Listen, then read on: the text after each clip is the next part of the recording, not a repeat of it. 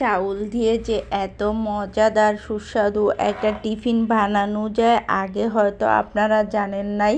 খুবই মজার আর সুস্বাদু। বাচ্চাদের টিফিনে যদি এই টিফিনটা দিয়ে থাকেন তাহলে বাচ্চাদের টিফিন একদম খালি করে চলে আসবে। হ্যালো এভরিওয়ান, আসসালামু আলাইকুম। সকলে কেমন আছেন? আশা করি আল্লাহর রহমতে ভালো আছেন।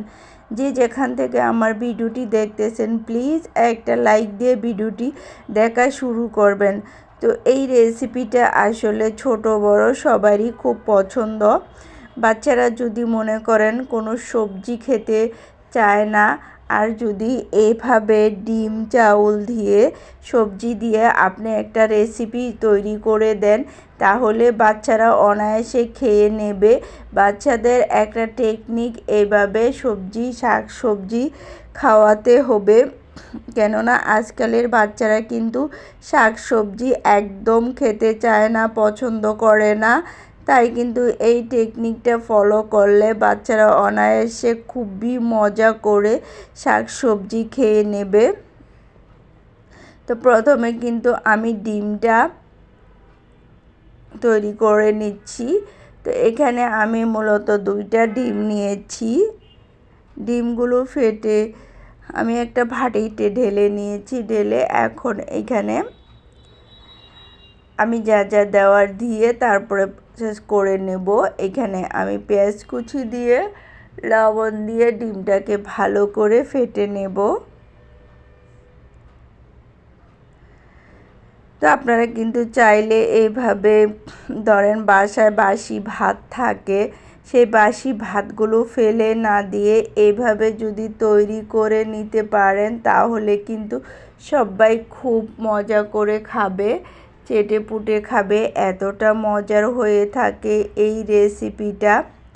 তো আশা করি সকল বন্ধুরা আমার ফুল ভিডিওটি দেখবেন, কোনো স্কিপ করবেন না। ফুল ভিডিও দেখলে বুঝতে পারবেন আমি কিভাবে এই রেসিপিটা তৈরি করেছি। আর এই রেসিপিটা এতটাই সুস্বাদু আর মজাদার হয়ে থাকে, একবার আপনি বানালে বারবার বানাতে মন চাইবে। আর একবার যদি কাউকে খাওয়ান কখনোই ভুলবে না। সো আমি কিন্তু আমার আগেই কিছু ভাত ছিল, সেগুলো আমি কিভাবে প্রসেস করব সেটাই আমি আপনাদের সাথে দেখাবো। তো এখানে আমি প্রথমে সরিষার তেল দিয়ে দিয়েছি, দিয়ে এখন ডিমটাকে দিয়ে দেব।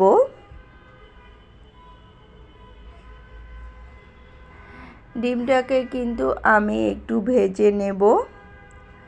সো আমি ডিমটা দিয়ে দিলাম। এখন ডিমটা সুন্দর করে ভেজে নিতে হবে পর্যায়ে।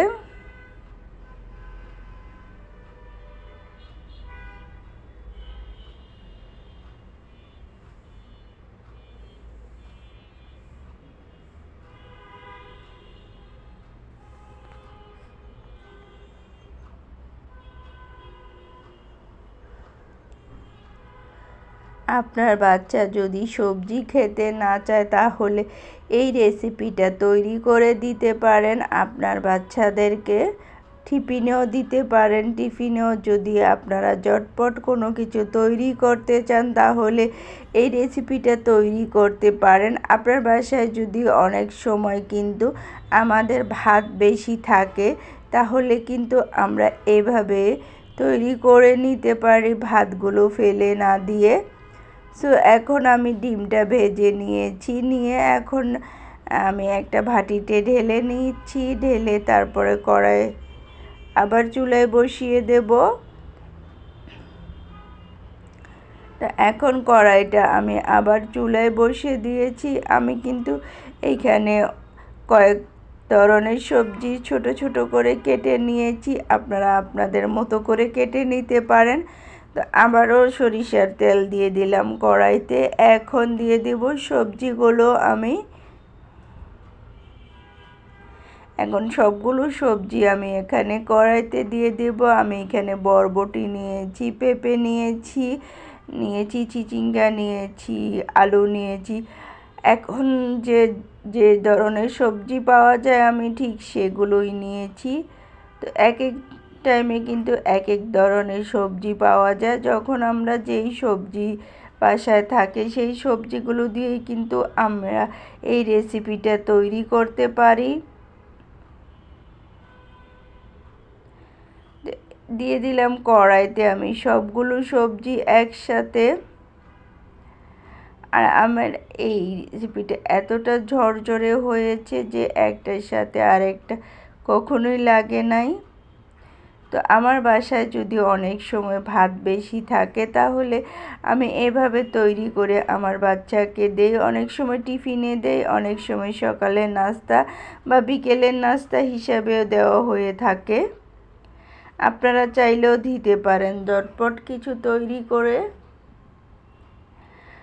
আর এই ঝটপট তৈরি করার জন্য কিন্তু এইরকম রেসিপি একদম পারফেক্ট।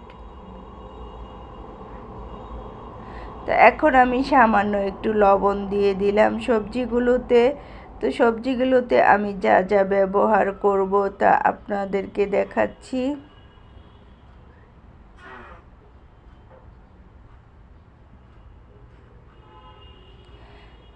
এখন দিয়ে দিলাম একটু ধনিয়া ফাঁকি, একটু দিব জিরা ফাঁকি, সামান্য একটু ধনিয়া ফাঁকি, সামান্য একটু জিরা ফাঁকি,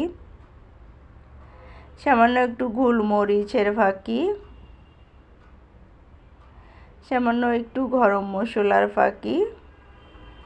তো সবগুলো উপকরণ দিয়ে আমি একসাথে মিশিয়ে নিচ্ছি।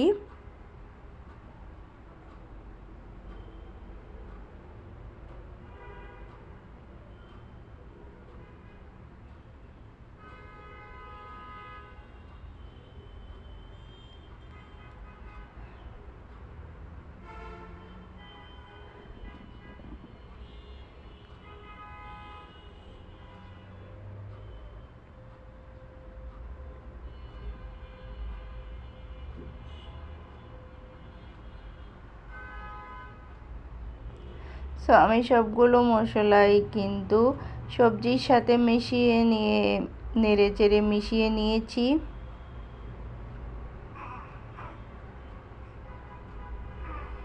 তো সবজিগুলো আমি একটু কুক করে নিয়েছি। এরপরে দিয়ে দিলাম সামান্য একটু সয়া সস।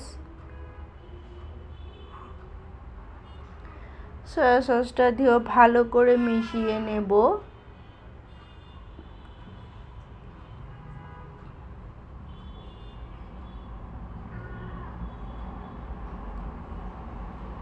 সবজিগুলো কিন্তু একদম এতটা সিদ্ধ করা যাবে না, যেমন একদম আপনার 90% সিদ্ধ হয়ে যাবে আর 10% বাকি থাকবে। এই অবস্থায় কিন্তু আমার সবজিগুলো রাখতে হবে।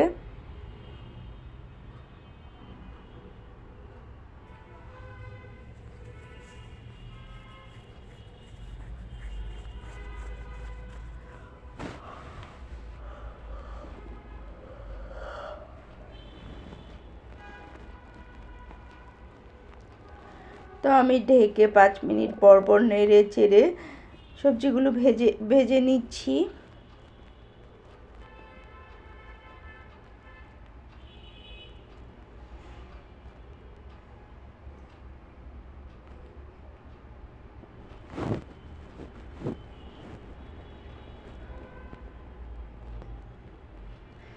তো এই পর্যায়ে যে আমার ভাতগুলো দিয়ে দিচ্ছি কড়াইয়ের মধ্যে।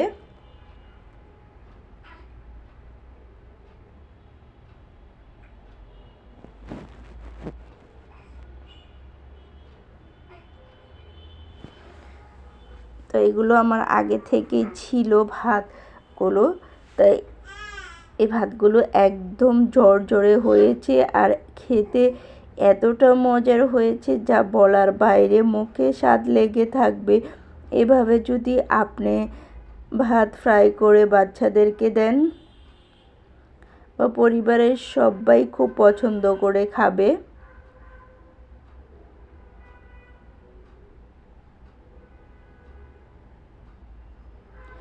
দেখতে কিন্তু খুবই সুন্দর হয়েছে।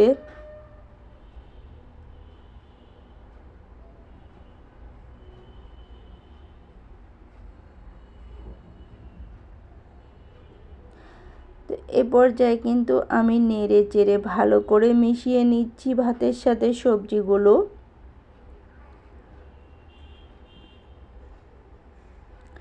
আপনার বাচ্চা যদি কখনোই সবজি খেতে চায় না, আপনি যদি এভাবে তৈরি করে দেন তাহলে দেখবেন অনায়াসে খেয়ে নেবে। তারা কোনো প্রশ্ন করবে না, বলবে আবারও বানিয়ে দিতে, বারবার বানাতে বলবে, এতটা মজার হয়ে থাকে।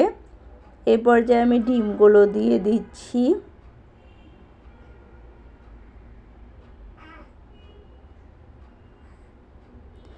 ডিমগুলো দিয়ে ভালো করে নেড়ে চেড়ে এখন মিশিয়ে নেব। এখন কতটা ঝরঝরে হয়েছে, একটার গায়ে আরেকটা একদমই লাগে না, মনে হচ্ছে যে একদম একটা একটা করে গণা যাবে। আপনি যদি এভাবে এই প্রসেস ফলো করে তৈরি করেন তাহলে কিন্তু দেখবেন খুবই মজার হয়ে থাকে। আমি গ্যারান্টি দিয়ে বলতে পারি এতটা মজার যে আগে কখনোই খান নাই এরকম মজার একটা রেসিপি।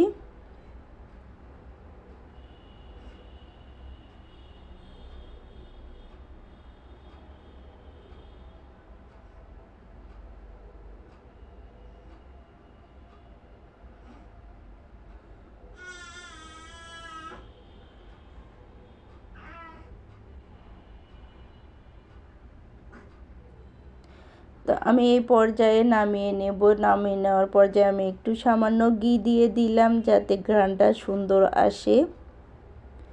তো এই পর্যায়ে আমি কিছু ঘি দিয়ে দিয়েছি।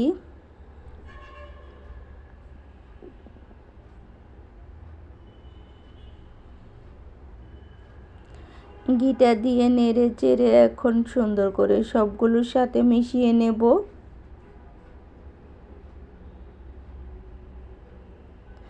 তো যারা যারা এতক্ষণ ধৈর্য সহকারে আমার ভিডিওটি দেখতেছেন প্লিজ লাইক দিতে ভুলে গেছেন, প্লিজ একটা করে লাইক দিয়ে দেবেন। আর নতুন যারা আমার ভিডিওটা দেখতে পারেন, আমার চ্যানেলটি ভিজিট করে নিতে পারেন। আমি যখনই কোনো নতুন ভিডিও দিয়ে থাকবো নোটিফিকেশন সাথে সাথে পেয়ে যাবেন। আশা করি একটু যদি আমার ভিডিও দেখে আপনারা উপকৃত হন তাহলে আমার পাশে থাকতে পারেন।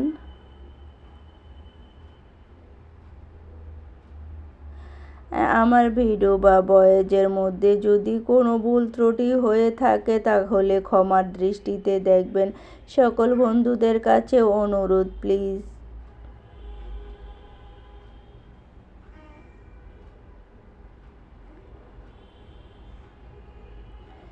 সো এই পর্যায়ে কিন্তু আমি বিদায় নিব।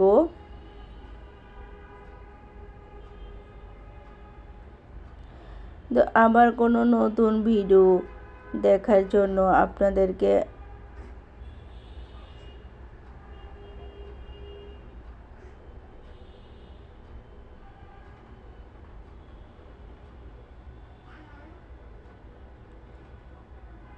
এ পর্যায়ে সবাই ভালো থাকবেন, সুস্থ থাকবেন। সবাইকে অসংখ্য অসংখ্য ধন্যবাদ সবাই আমার ফুল ভিডিওটি দেখার জন্য।